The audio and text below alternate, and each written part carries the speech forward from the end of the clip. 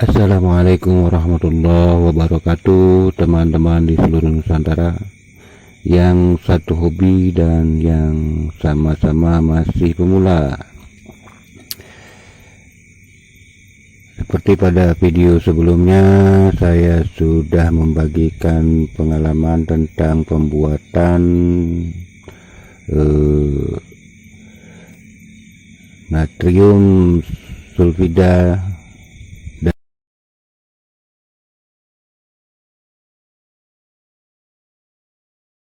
setelah pengujian pada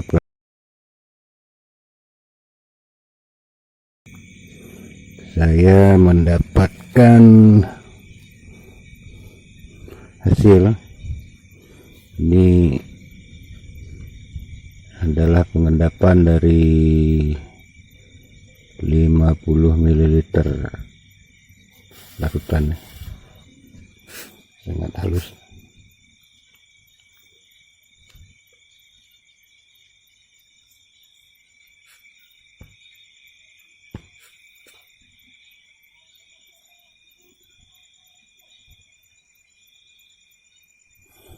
Ini adalah penarikan menggunakan metode zinc dengan zinc foil.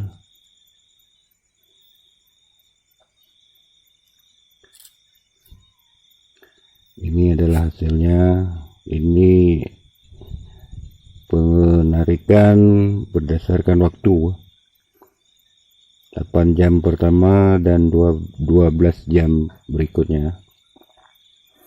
Inilah adalah hasilnya.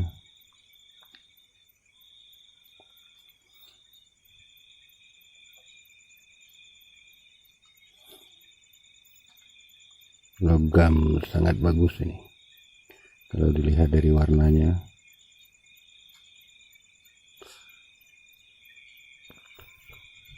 Ini dari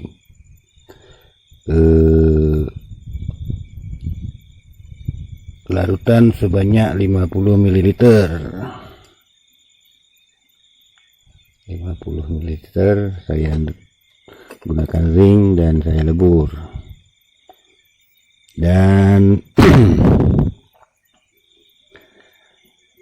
ini adalah proses 12 jam setelah pelarutan dan pengendapan selama 12 jam juga nih. Zinc hitam kecoklatan.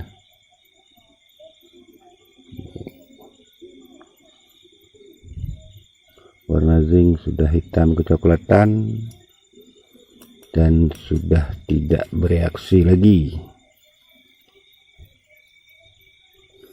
Dan saya juga sudah menguji dengan electrowinning. Ini saya endapkan, kemudian di jam yang sama ini saya menggunakan electrowinning.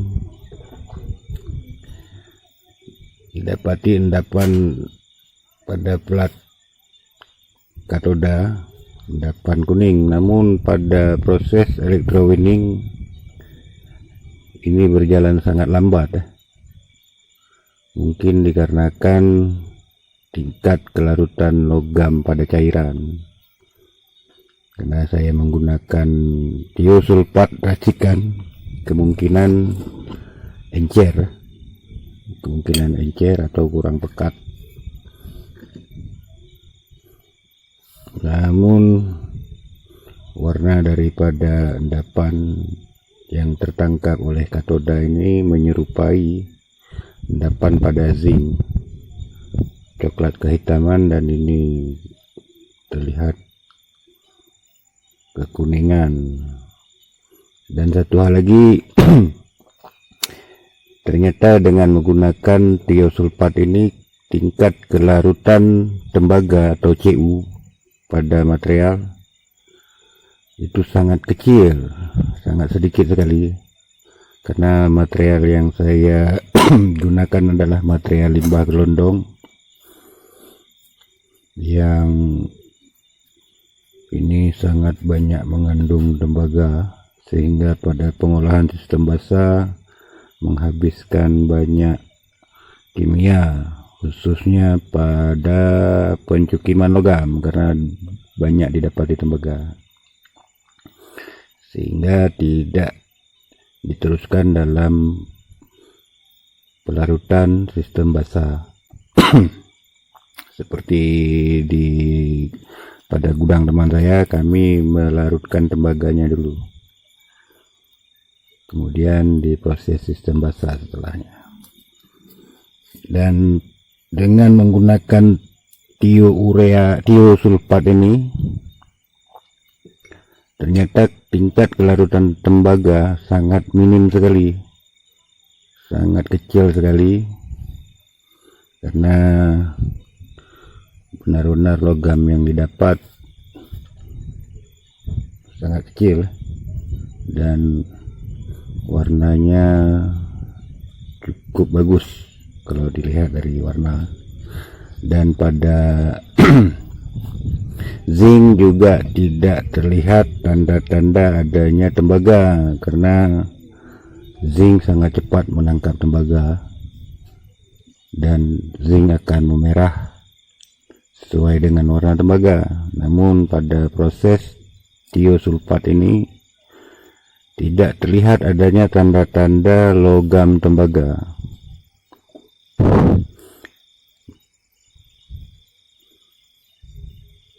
Menandakan benar bahwasanya seperti yang dikatakan pada artikel, tiosulfat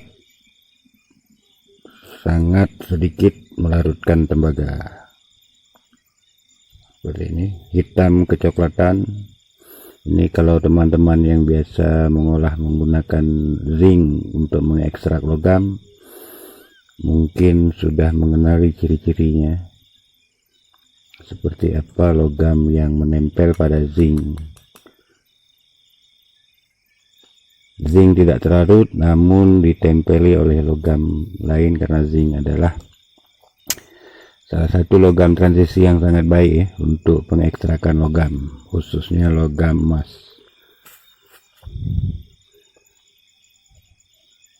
Baik, menurut saya ini sangat bagus ya, walaupun keadaan daripada tiosulfat yang saya racik ini boleh dikatakan encer ya.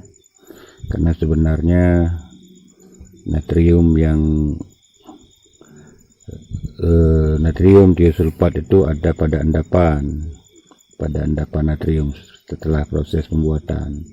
Namun saya gunakan larutannya, ada kemungkinan tingkat kepekatannya lebih rendah, sehingga pada proses pelarutan harus dikontrol, baik itu pH maupun kelarutan logam pada material. Baik, seperti apa saya memproses pelarutan menggunakan tiosulfat ini akan saya jelaskan satu persatu. Tapi sebelumnya ini akan saya pindahkan dulu, karena sambil saya memperagakan seperti apa saya membuat larutan ini pertama kalinya. Ini nanti sisa airnya akan saya endapkan dan akan saya logamkan juga, karena menggunakan electrowinning sepertinya sangat lambat, sangat cocok untuk digunakan sistem leaching ini, karena saya menggunakan sistem leaching yang menggunakan aerator akuarium karena skala kecil. Sistem leaching sangat cocok digunakan untuk sistem leaching atau metode tong dengan penangkapan menggunakan karbon atau menggunakan zinc. Karena untuk metode electrowinning sangat lambat, walaupun menempel namun sangat lambat. mungkin akan saya pelajari lagi nanti ke depannya agar lebih bagaimana caranya agar lebih cepat proses menggunakan electrowinning. Baik, ini akan saya pindahkan dulu. Ini sekarang saya akan membuat pelarutan baru. Saya menggunakan air sebanyak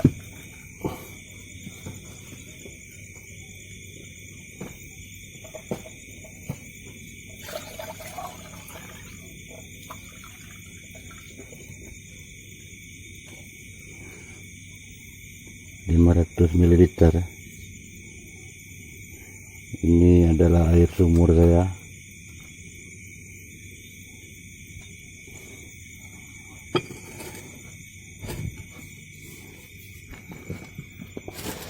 Akan coba dicek pH airnya.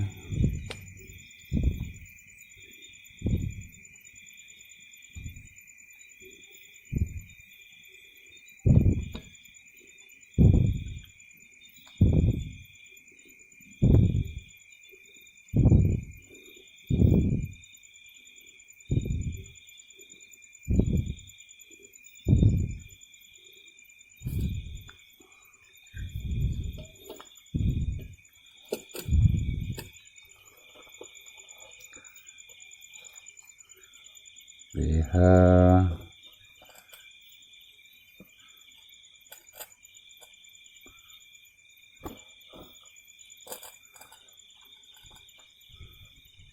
7,6.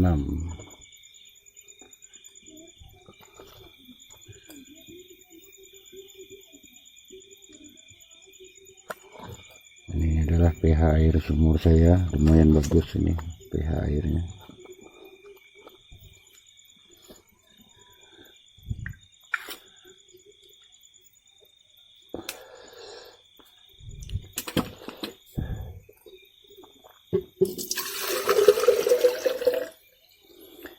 Kemudian berdasarkan dari beberapa artikel yang saya baca,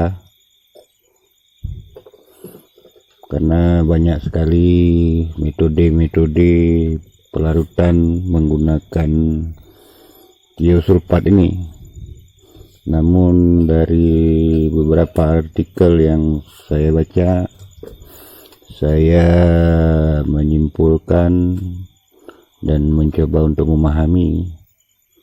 Saya terjemahkan berdasarkan apa yang saya pahami saja. Pada metode pelarutan menggunakan tiosulfat ini adalah sistem basah. Dengan sistem basah, pH antara 11 dan 12, dan sebagai katalis atau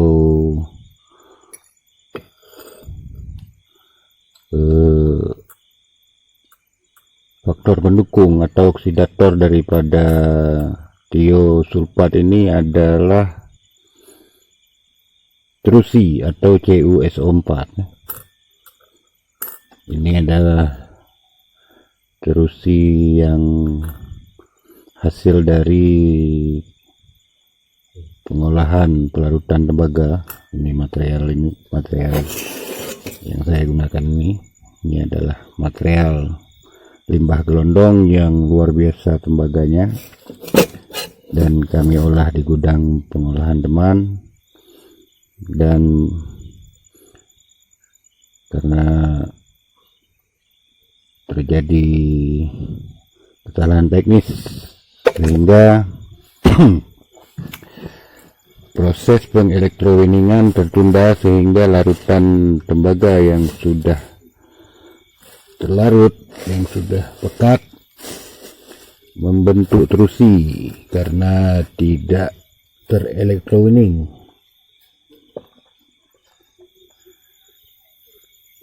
Jadi ini adalah terusi atau CuSO4.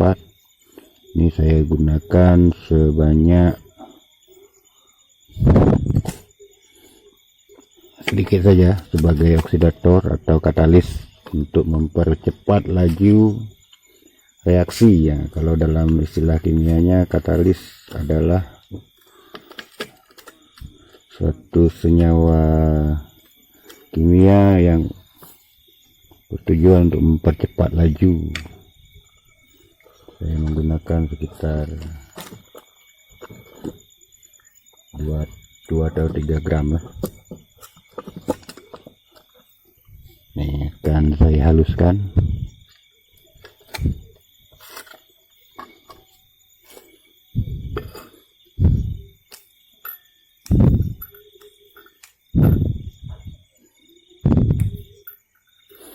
Sekali lagi buat teman-teman, ini bukanlah sebuah tutorial, hanya sekedar berbagi pengalaman saja, karena saya juga masih baru belajar. Ada kemungkinan pada saat pengolahan atau pembuatan bahan-bahan kimia terdapat kesalahan. Saya mohon maaf karena saya masih sangat pemula dan masih belajar.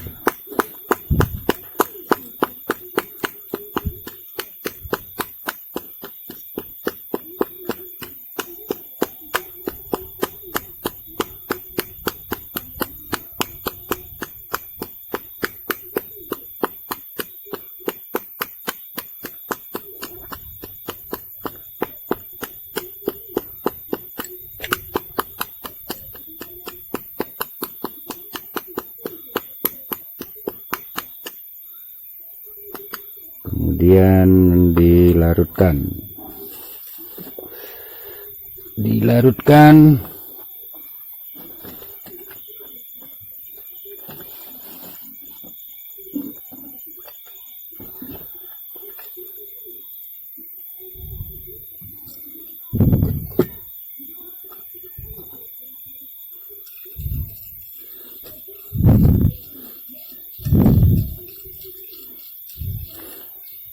ini adalah sebagai katalis oksidator daripada tiosulfat, sehingga kinerja tiosulfat akan lebih maksimal. Ini berdasarkan artikel yang saya baca. Dari beberapa artikel, banyak metode dan berbeda-beda cara, sehingga saya mencari kesimpulan dan mencoba untuk memahaminya.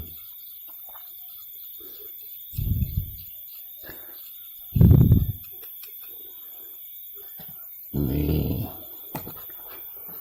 saya campurkan ke air.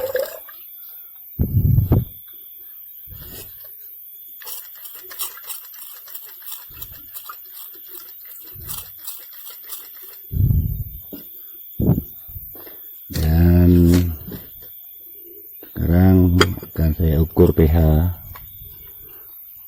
larutan setelah dicampur dengan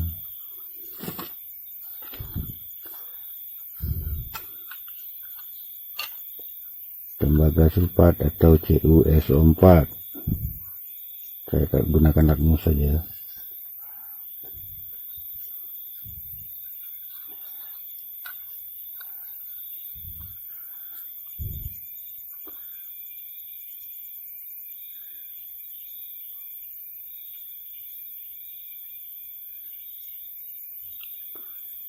Dan pH air menjadi asam,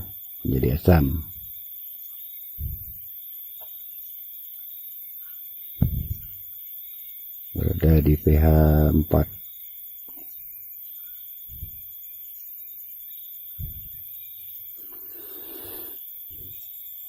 Karena proses pelarutan menggunakan tiosulfat ini harus dengan menggunakan sistem basah, maka setelah pemberian CuS4 harus dinaikkan pH kembali. untuk mendapatkan sistem basahnya, untuk membasahkan larutan sebelum diberikan tiosulfat. Dan saya akan memasang terlebih dahulu aerator untuk mengaduk air. Saya gunakan aerator akuarium.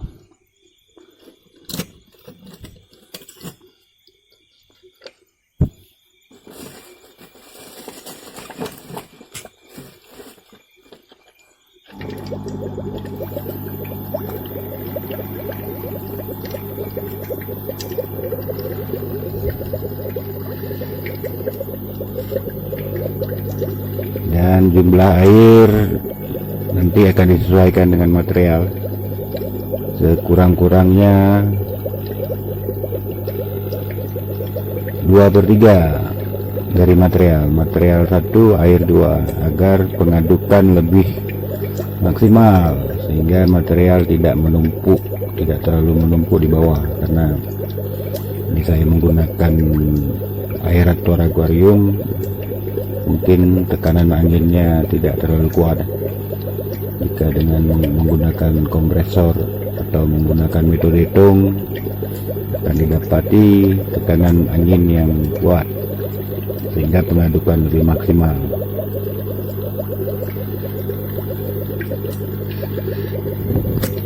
Nah, saya coba cek pH.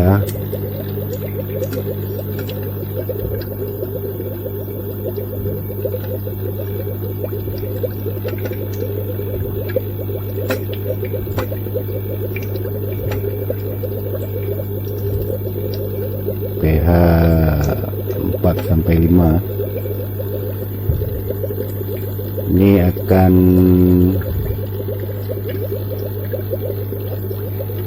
saya naikkan pH dengan menggunakan pH buffer, larutan pH buffer atau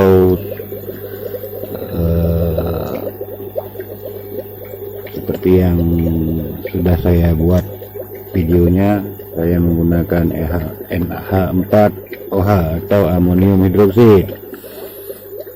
Ini sudah saya pindah ke dalam bentuk jerigen. Kemarin saya menggunakan botol air mineral, ternyata tidak mampu menahan cairan ini. Botol bocor dan cairan dan larutan amonium hidroksida saya tumpah habis karena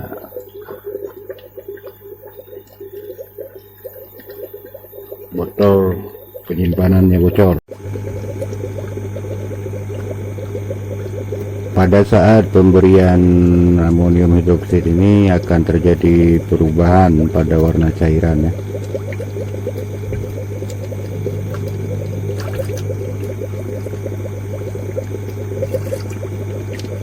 Cairan menjadi kecoklatan.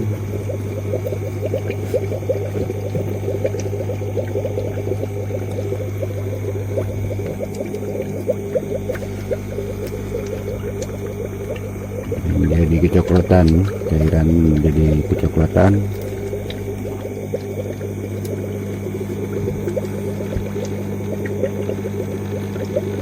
Dan akan diukur pH kembali.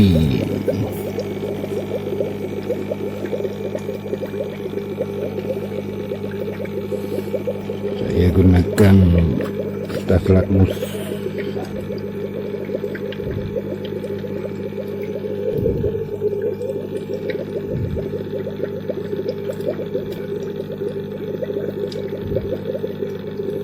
Dan pH sudah mencapai 11. Sudah mencapai 10-11.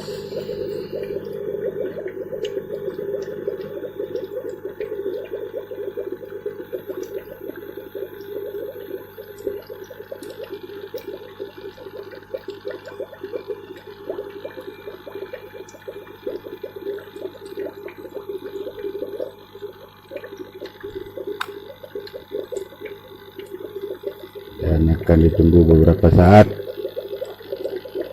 Jika pH masih turun, akan ditambahkan lagi amonium hidroksid. Pada pH meter menunjukkan angka 11 ya.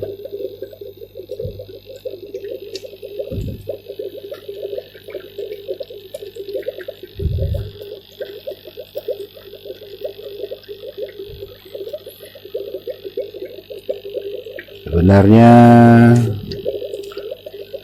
larutan di area ini bukanlah target utama yang ingin saya eksperimen. Saya lebih cenderung awalnya ingin membuat natrium sulfida, karena ada beberapa cara pembuatan natrium sulfida, karena saya ada keperluan eksperimen lain. Salah satunya dengan memanaskan atau mencampur karbon dengan natrium sulfat atau NaSO4 dan dibakar hingga merah, sehingga kedua bahan tersebut menyatu,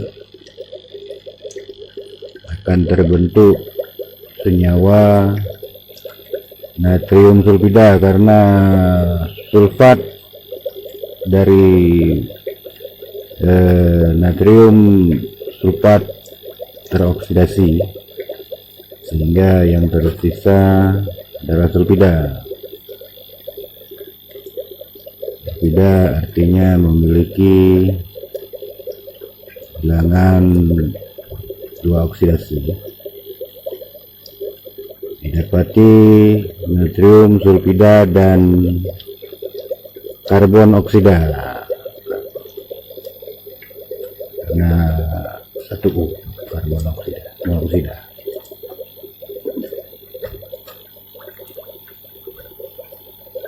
Dan salah satu juga untuk mendapatkan reaksi atau hasil produk dari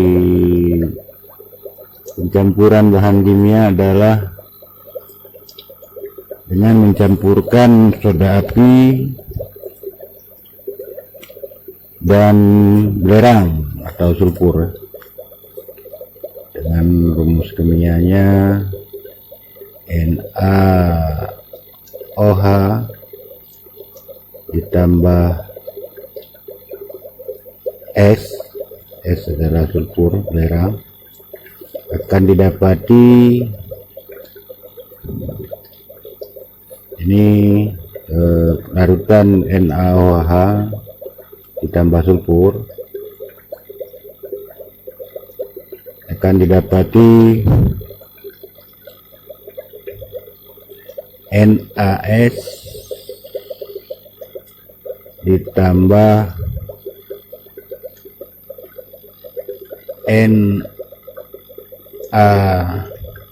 NaSO ditambah H2O. Ya, pada artikel yang saya baca ini digunakan 6 NaOH atau natrium hidroksid atau soda api, dilarutkan dan dipanaskan, dan ditambah 4 sulfur. Didapati 2 NaS atau natrium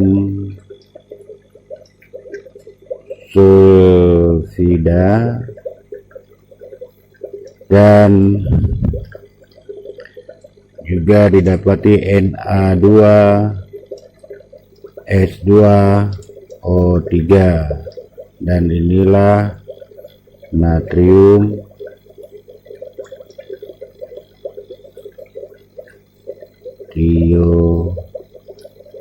sulfat dan H2O dapati 3H2O.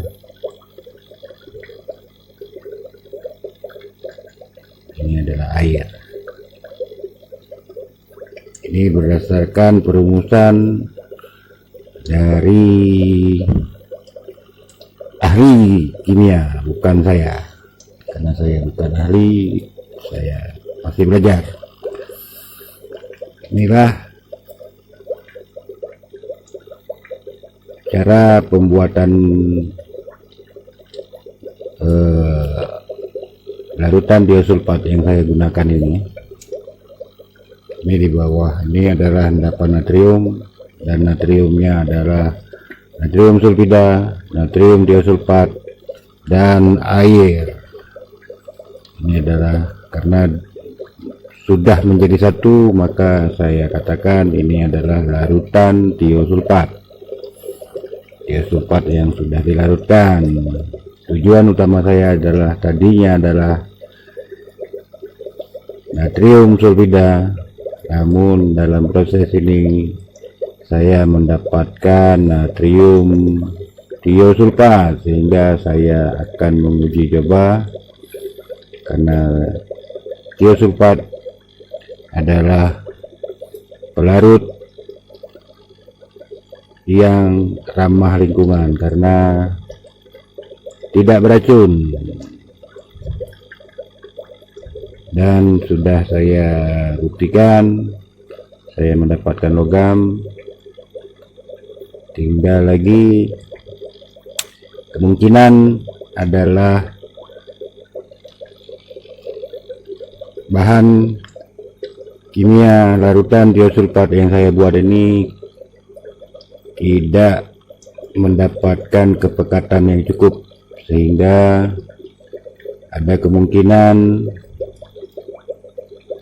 proses pelarutan logam mulia menjadi lambat atau diperoleh sedikit. Namun itu tidak juga bisa dipastikan karena harus diukur menggunakan alat yang diperuntukkan untuk mendeteksi atau mengetahui seberapa besar logam, seberapa banyak logam mulia pada material dan seberapa banyak yang terlarut, sehingga dengan demikian bisa diketahui seberapa berpresentasi pelarutan menggunakan natrium tiosulfat ini. Namun jika teman-teman yang sudah selalu menggunakan tiosulfat, seperti salah seorang teman pengolah menanyakan bagaimana cara menggunakan tiosulfat agar hasil larutan lebih maksimal, hasil pelarutan lebih maksimal. Banyak rangkaian yang harus dijalani dalam proses pelarutan logam mulia. Salah satu contoh seperti sistem basah.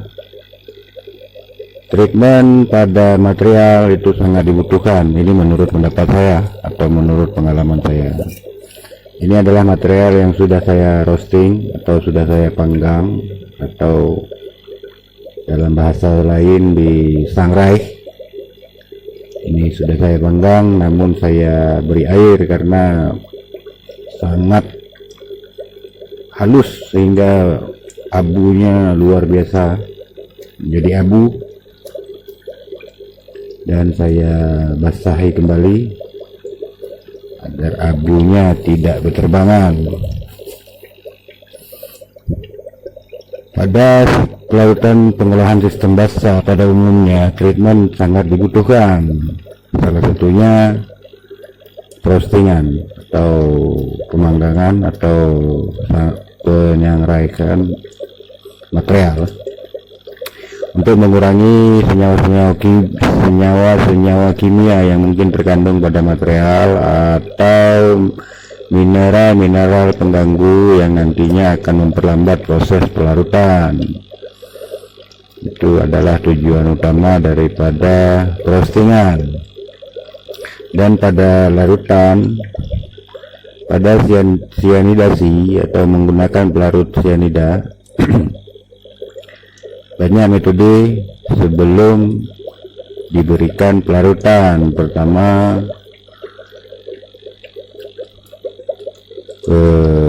dengan menggunakan H2O2,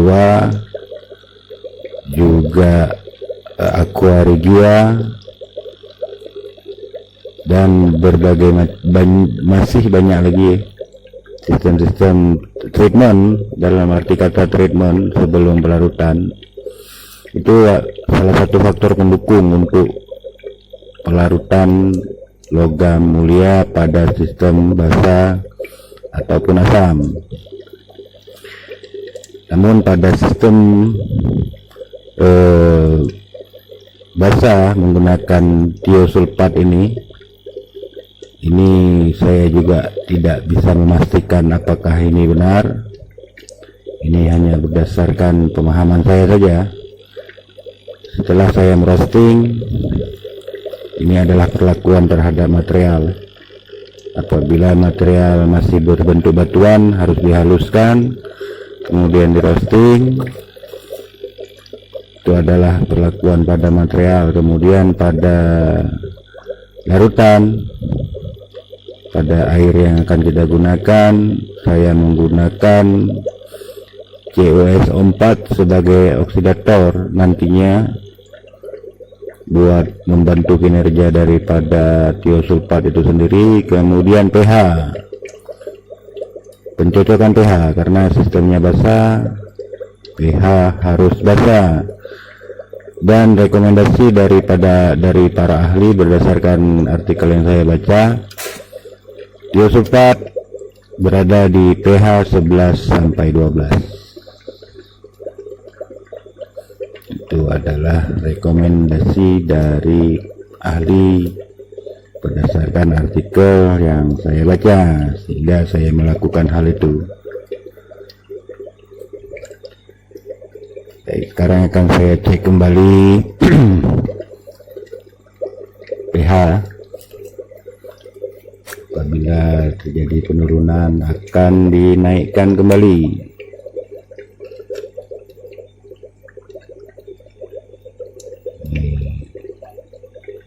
Pada pH meter 11,8.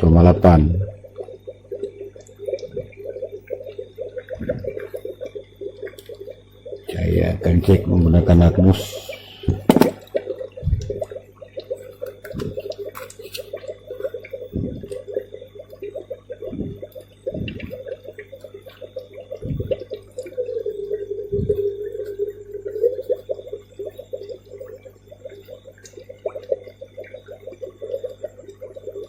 Dan pH di 11, pH 11. Ini akan saya tambahkan air dulu, kemudian saya cocokkan kembali pH. Berarti lakmus dan pH meter nyaris sama. Ini akan saya tambahkan air terlebih dahulu, karena sepertinya sangat sedikit.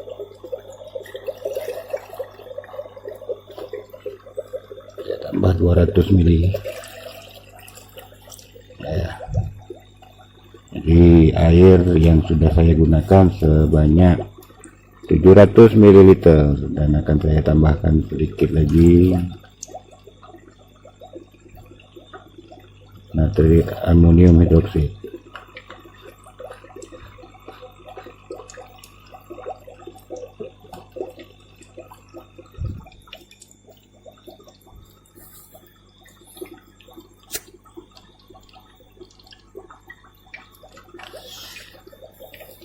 Kemudian saya akan memasukkan material agar tereaksi pada larutan dengan pH basah sebelum pelarutan.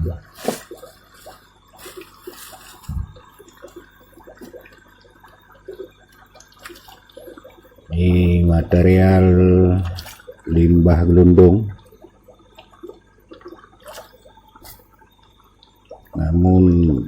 memiliki kandungan tembaga yang luar biasa tinggi, sehingga jika diproses dengan sistem basah tanpa melakukan pengurangan pada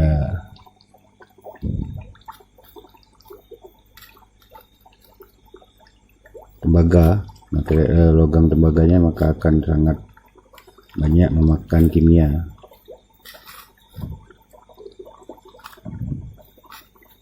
Namun dengan proses iosulfat ini, seperti yang sudah saya uji coba di awal, saya tidak mendapati tembaga yang banyak, boleh dikatakan sangat sedikit lah.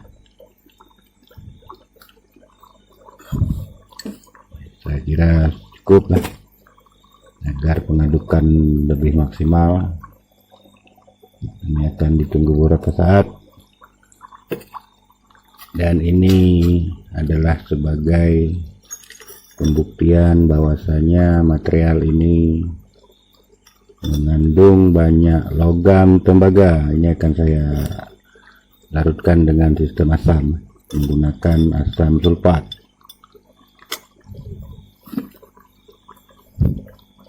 Pelarut standar daripada tembaga.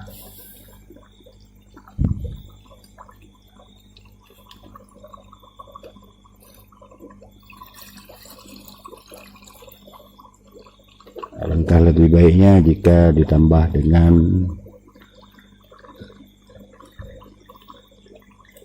H2O2 atau hidrogen peroksida untuk mereaksi material. Ini akan saya larutkan dengan H2SO4 atau asam sulfat pekat.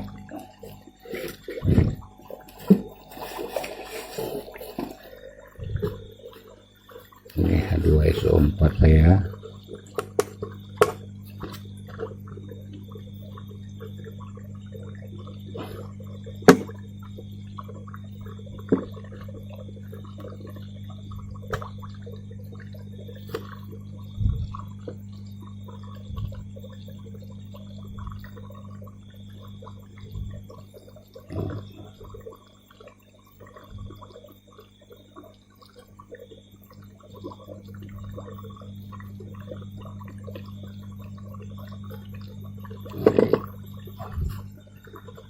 Cukup.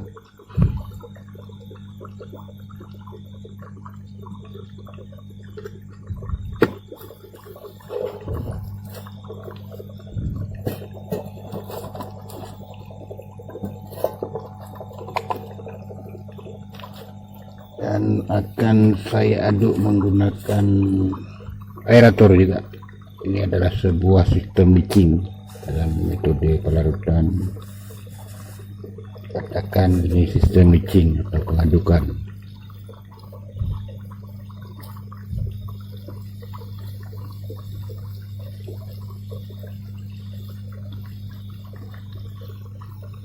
Dan asam sulfat mulai bereaksi. Ini karena tidak pekat, tidak encer, atau menggunakan air aki. Keenceran air aki juga bisa melarutkan tembaga. Kan ditunggu sesaat lagi seperti apa.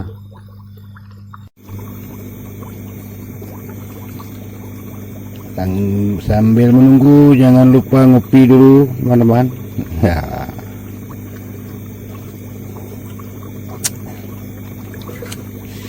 Ini akan dilihat nanti, ini akan menghijau, larutan akan menghijau, menandakan tembaga telah larut. Karena pada proses pelarutan tembaga menggunakan H2SO4, itu prosesnya tidak terlalu lama. Ini kan saya coba ukur pH pada, ya sudah mencapai pH 12. Ini sangat bagus. Ini akan saya tunggu saat lagi untuk mencampur larutan tiosulfat.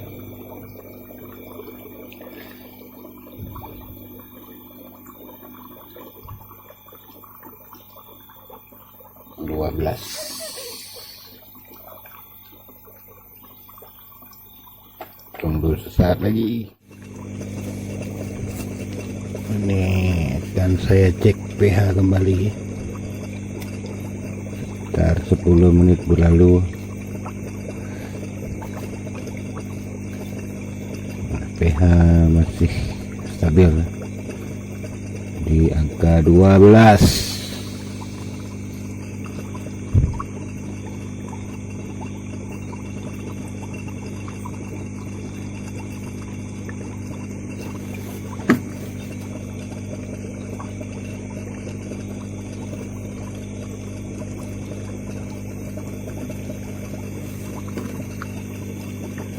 Akan saya berikan larutan tiosulfat sebanyak 50 ml.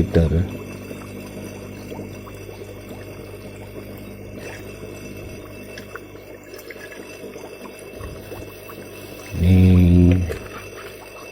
adalah 25 ml pertama. Ini akan dimasukkan secara 2 tahap.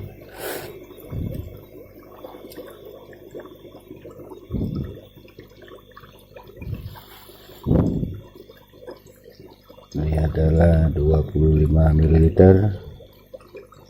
Nanti akan dimasukkan 25 ml kembali setelah proses selama kurang lebih 1 jam. Ini akan saya tunggu selama 1 jam. Ini sudah saya berikan 25 ml. Akan ditunggu 1 jam ke depan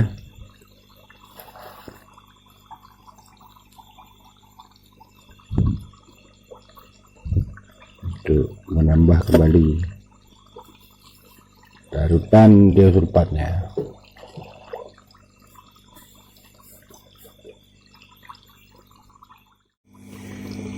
Baiklah teman-teman, sekarang sudah 1 jam berlalu.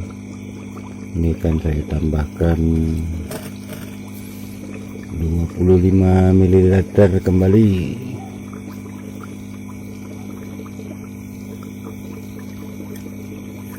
Setelah 25 ml yang pertama, ini adalah 25 ml yang kedua, sehingga larutan tiosulfat sudah mencapai 50 ml. Apakah ini mampu melarutkan?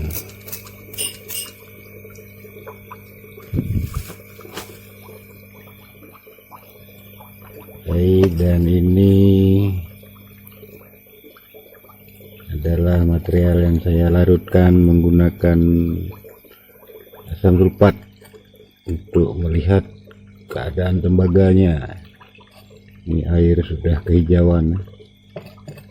Ini setengah jam yang lalu sudah saya angkat ke aeratornya, namun karena material sangat halus sehingga lama mengendap. Ini kan saya cek kelarutan tembaganya menggunakan aluminium.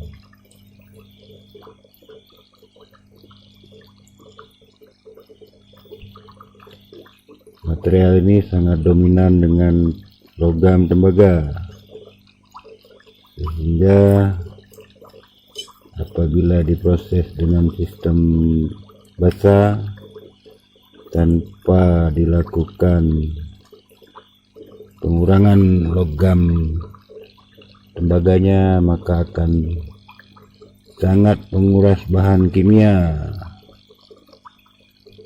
sehingga harus dilarutkan tembaganya terlebih dahulu jika menggunakan cyanida.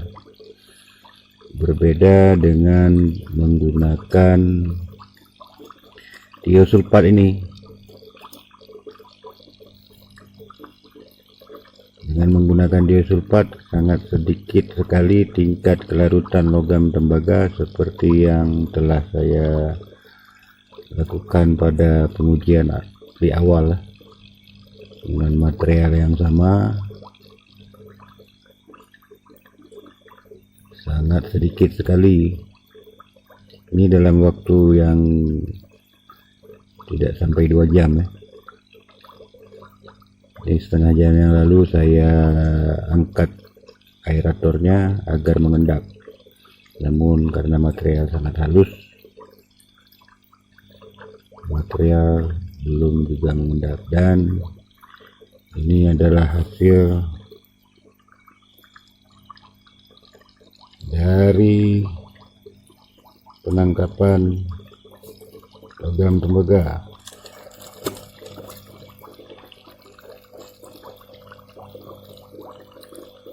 Aluminium sudah memerah,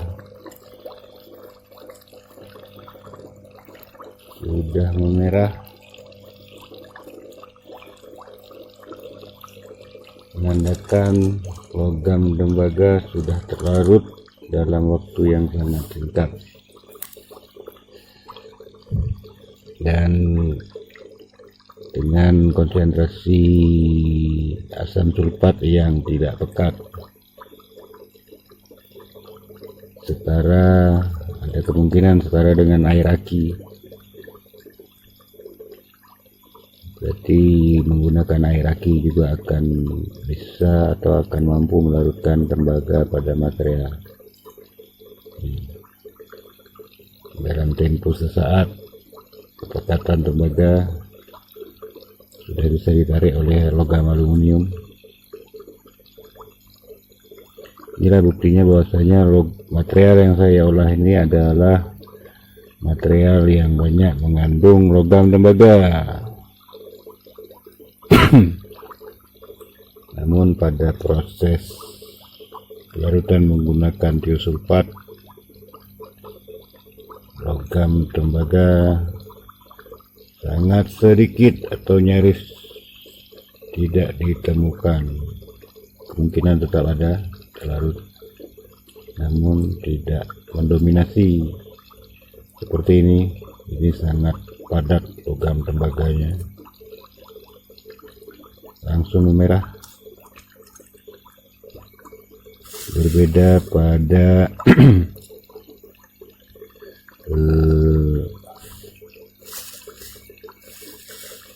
larutan menggunakan tiosulfat, tidak ditemukan warna kemerahan pada endapan.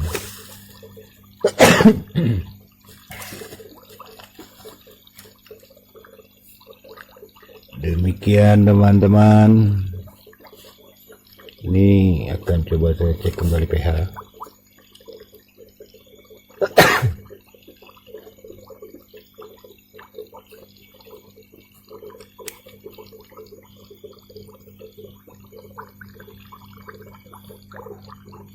Dan pH masih berada di pH 12.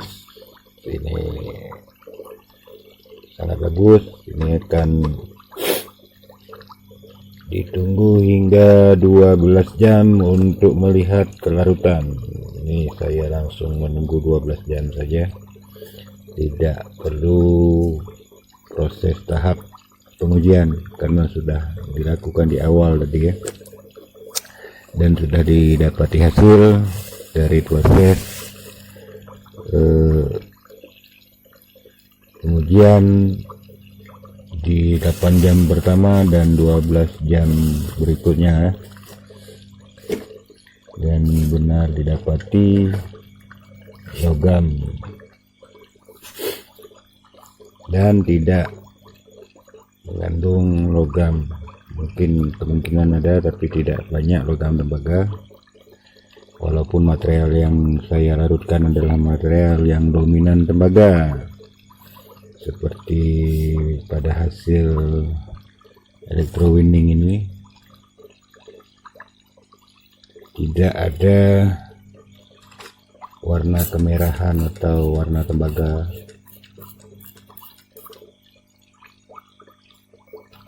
Warna kuning dan coklat kehitaman.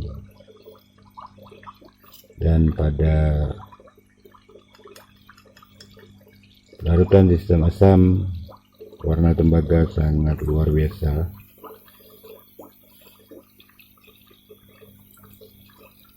Sangat nyata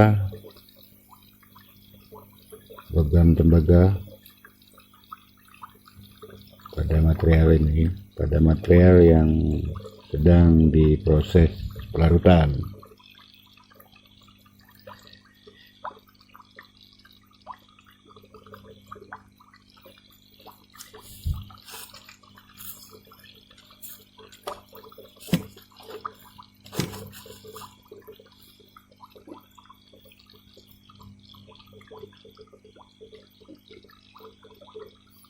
Baiklah teman-teman, ini akan ditunggu, akan saya tunggu hingga 12 jam untuk pengecekan kelarutan dengan menggunakan zinc foil sebagai detektor kelarutan. Dengan zinc foil saja. Selanjutnya bisa menggunakan pengendap atau diendapkan, ditarik atau diekstrak dengan zinc. Karena untuk electrowinning sepertinya sangat lambat namun menempel, dan lumayan bagus ini sebetulnya, namun cuma hanya terlalu lama proses ekstraksinya dengan menggunakan electrowinning. Ya, akan ditunggu teman-teman.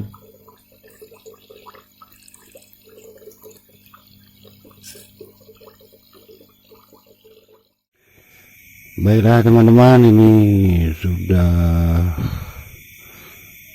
lebih 12 jam ya, karena tadi saya ada kegiatan sehingga saya telat pulang.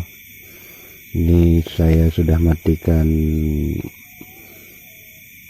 air reaktornya sekitar 15 menit yang lalu karena untuk menunggu mengendap.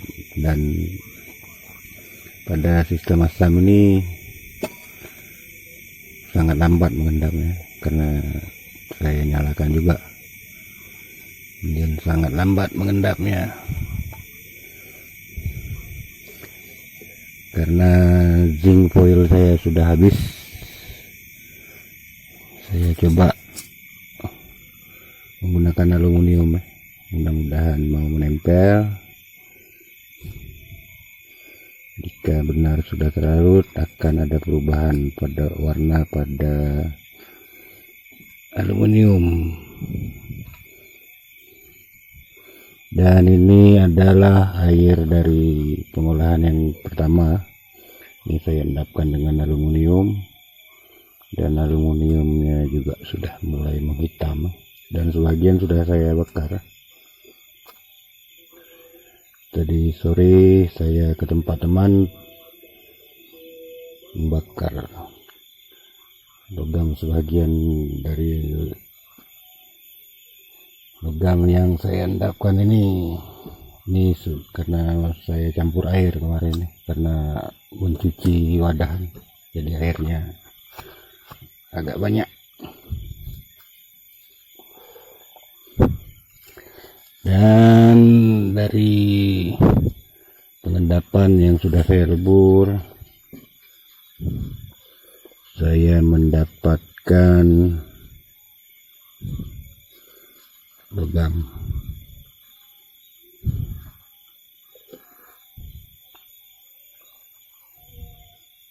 Karena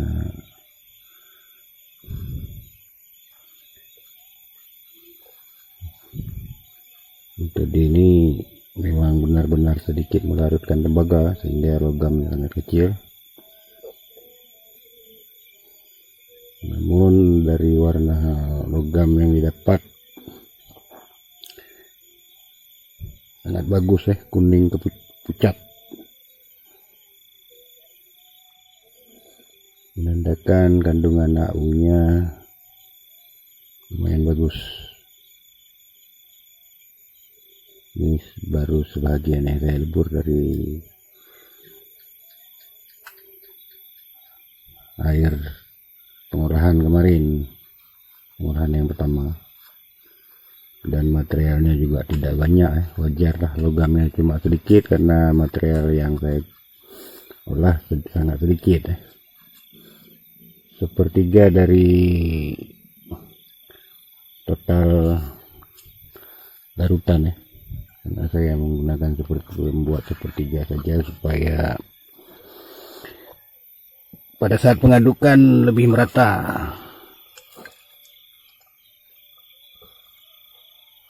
Ini belum mengendap sempurna, lebih 2 kali lebih banyak air karena materialnya sangat sedikit. Wajar logamnya juga sedikit karena ini adalah material limbah dari gelundung, dan logam tembaganya sangat banyak namun tidak terlarut, kurang terlarut menggunakan tiosulfat ini. Ini adalah sudah tereaksi. Kamera saya tidak terlalu merespon kurang.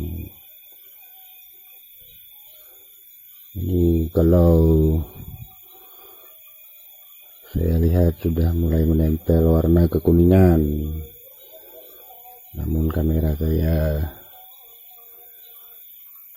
kurang bagus resolusinya sehingga tidak terlihat dengan jelas. Ini kan ditunggu lagi. Ini adalah hasil pengendapan dengan menggunakan aluminium. Saya gunakan aluminium seperti ini, dan aluminiumnya menghitam, menandakan logam sudah menempel. Sangat berbeda dengan ketika ditempel oleh tembaga, logam akan memerah, merah tembaga. Namun pada tiosulfat ini logam menghitam.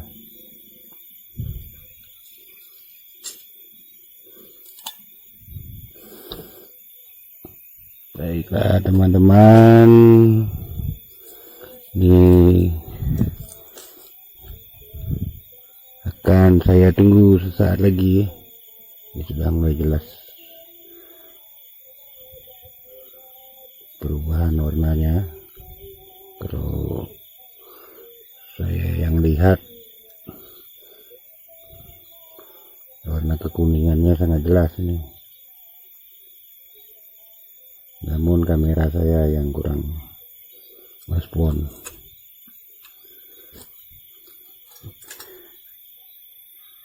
Baik teman-teman, ini akan saya tunggu sebentar lagi ya. Baiklah, sekarang coba saya lihat. Ini sudah 10 menit perendaman. Ini reaksinya mirip seperti retrowinning.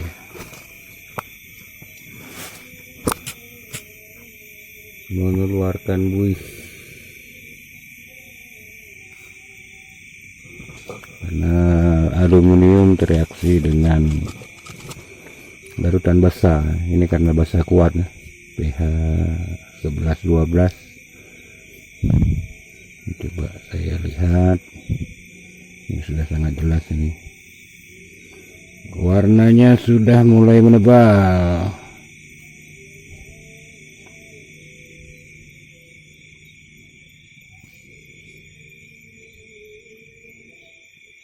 Kuning dan sudah mulai menebal. Dalam waktu yang sangat singkat sudah bisa diekstraksi dengan menggunakan aluminium. Namun sebaiknya kalau mengendapkan dengan aluminium airnya dipisah dari material, disaring agar airnya bersih dan direndam aluminium. Karena menggunakan pengendap aluminium ini, logam tidak bertransisi, hanya sekedar menempel dan akan terbentuk endapan nantinya. Jika masih tercampur dengan material, endapan akan jatuh ke material ini seperti ini sudah banyak endapan yang terlepas dari aluminium, karena dia tidak bertransisi. Nah, aluminium adalah logam non transisi.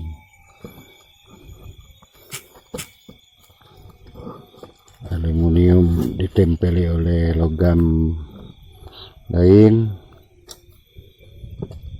dan teroksidasi.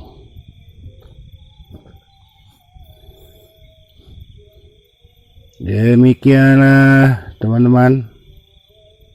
Ini luar biasa ini buat teman-teman. Ini kalau kamera saya bagus, ini bisa dilihat nih. Tingkat kelarutan AU pada pelarut tiosulfat.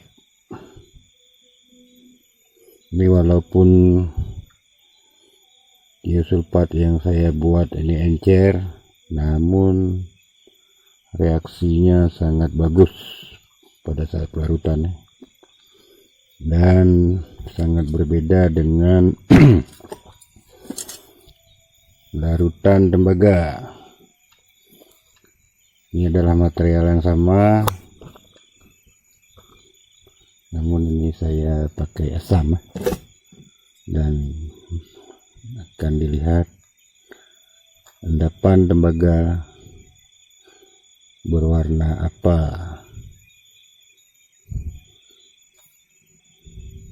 Karena pada proses tiosulfat ini sangat sedikit melarutkan tembaga. Nah, ini adalah warna tembaga sangat cepat pada aluminium,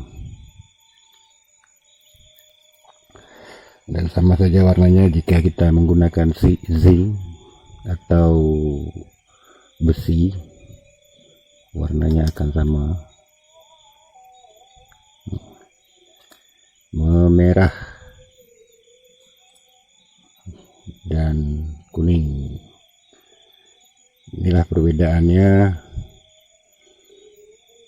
logam tembaga dan logam AU pada pelarutan tiosulfat.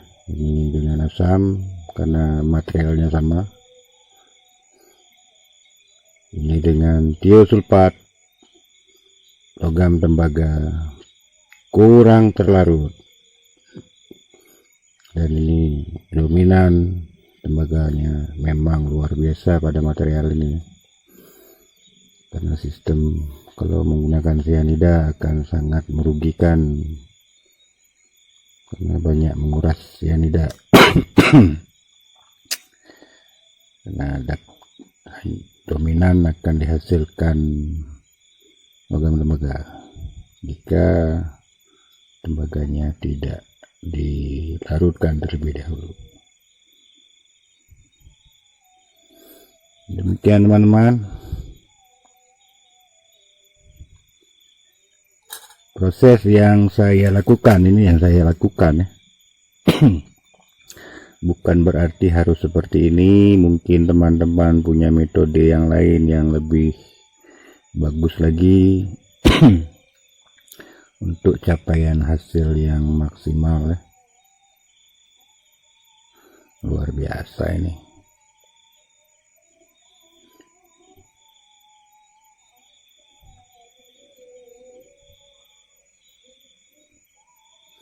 Tingkat kelarutan yang luar biasa dengan nyaris tidak ada logam tembaga, karena tidak ada warna merah tembaga pada aluminium ini. Seperti ini adalah merah tembaga, dan ini luar biasa. Mungkin teman-teman sudah mengetahui. Yang terpenting adalah sebelum proses pelarutan menggunakan tiosulfat, material harus di roasting terlebih dahulu untuk mengurangi kandungan-kandungan kimia yang kemungkinan ada pada material ini ataupun logam-logam pengganggu atau mineral-mineral pengganggu yang dapat memperlambat proses pelarutan menggunakan tiosulfat. Dan sebagai katalis atau oksidator digunakan trusi atau CuSO4 atau tembaga 2 sebagai oksidator. Seperti di awal air diberi CuSO4, kemudian dinaikkan pH menggunakan ini saya menggunakan NH4OH atau amonium hidroksid, karena amonium hidroksid sangat kuat untuk menetapkan pH. Dia bertahan ini dari keadaan asam pada saat pemberian CuSO4 ini dinaikkan menjadi basah dan masih bertahan di pH basah sampai selesai proses pelarutan. Kan saya ukur pH kembali ya, masih berada di pH 12, luar biasa.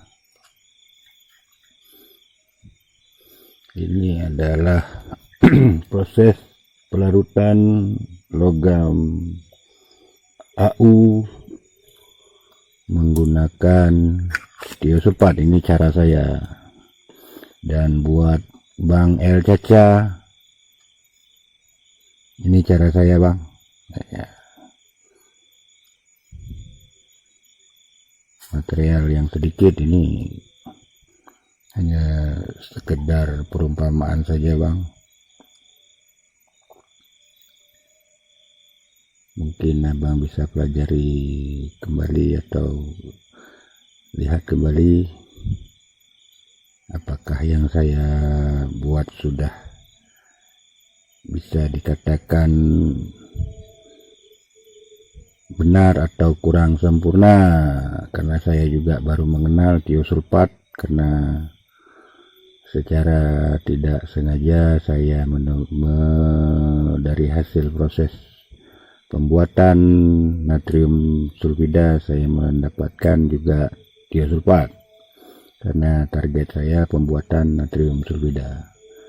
Dan saya juga mencoba menggunakan tiosulfat sebagai pelarut, karena tiosulfat adalah pelarut yang ramah lingkungan. Ternyata benar, tiosulfat mampu melarutkan logam AU dan sangat sedikit melarutkan Cu. Terlihat jelas dari warnanya. Dan jika mengendapkan dengan aluminium ini, sebaiknya air disaring agar endapannya turun ke bawah, tidak kembali ke material. Begitu teman-teman. Dan buat Bang Nur Rahim, ya, Bang Nur Rahim, beliau meminta saya untuk mengupload video membuat electrowinning, juga menjelaskan. Ya Bang, nanti akan saya coba buat kembali, karena memang electrowinning pembuatannya sudah saya upload kemarin ya. Dan ini juga sampai hari ini electrowinning yang saya buat kemarin itu masih saya gunakan. Ini adalah adaptor electrowinning yang saya gunakan, yang saya rakit di video yang sudah saya upload. Tapi nanti akan saya upload kembali serta sedikit penjelasan mengenai electrowinning-nya.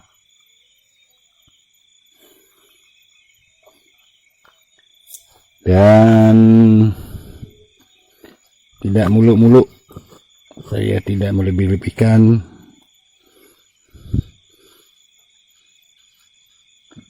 Material sedikit, logam sedikit, itu adalah hal yang wajar karena tidak akan pernah, kecuali material itu material langsung ya, bukan limbah. Ini adalah limbah dan sangat sedikit pelarutannya. Ini adalah sebahagian dari hasil pelarutan yang sudah saya logamkan, dan masih ada lagi yang belum saya logamkan dari material yang sangat sedikit ya, kurang lebih 2 on atau 3 on lah, tidak mencapai setengah kilo.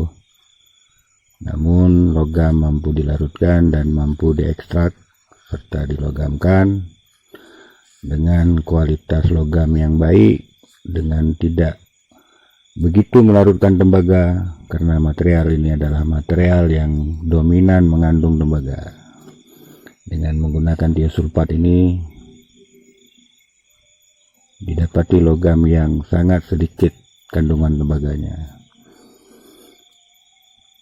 Baiklah teman-teman di seluruh Nusantara yang satu hobi yang sama-sama masih pemula, ini khusus buat pemula yang sudah mahir atau sudah senior di dalam bidang pengolahan, mungkin ini dianggap tidak penting. Namun sebagai pemula dan sesama pemula, ini hanya sebagai berbagi pengalaman saja, bahwasanya tidak ada kata tidak bisa selagi kita mau mencoba.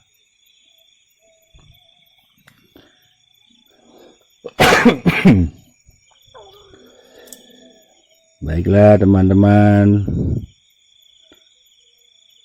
karena durasi sudah sangat panjang ini, kalau saya dengan membuat video dengan sekalian berbicara ya, durasi pasti akan sangat panjang.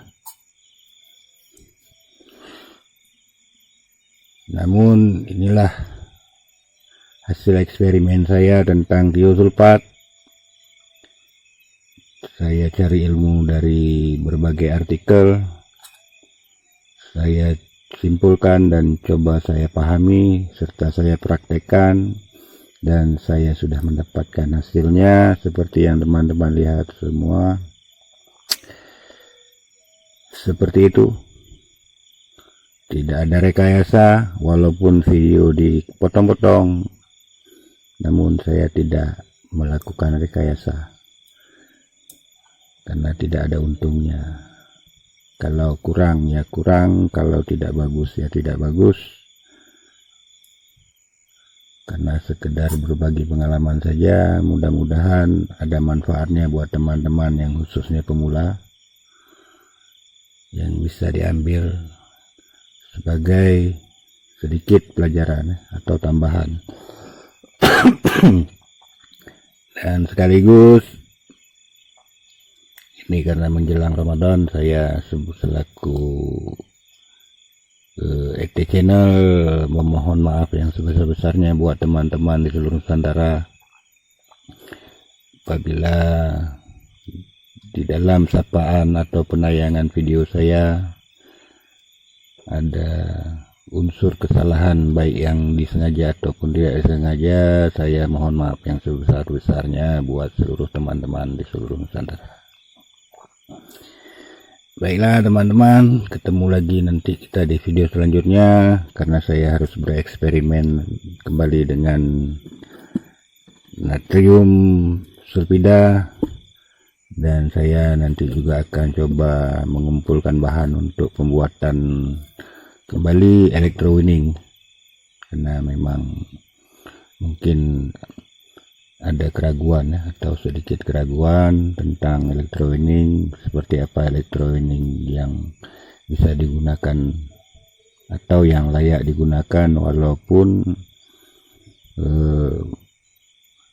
dengan bahan apa adanya, tidak super ya, tidak seperti yang dijual-jual di online dengan harga murah yang bisa kita rakit sendiri. Nanti akan coba saya ulang perakitannya buat Bang Nur Rahim, karena beliau terus bertanya mengenai hal tersebut. Tidak masalah, selama ada manfaatnya tidak ada salahnya.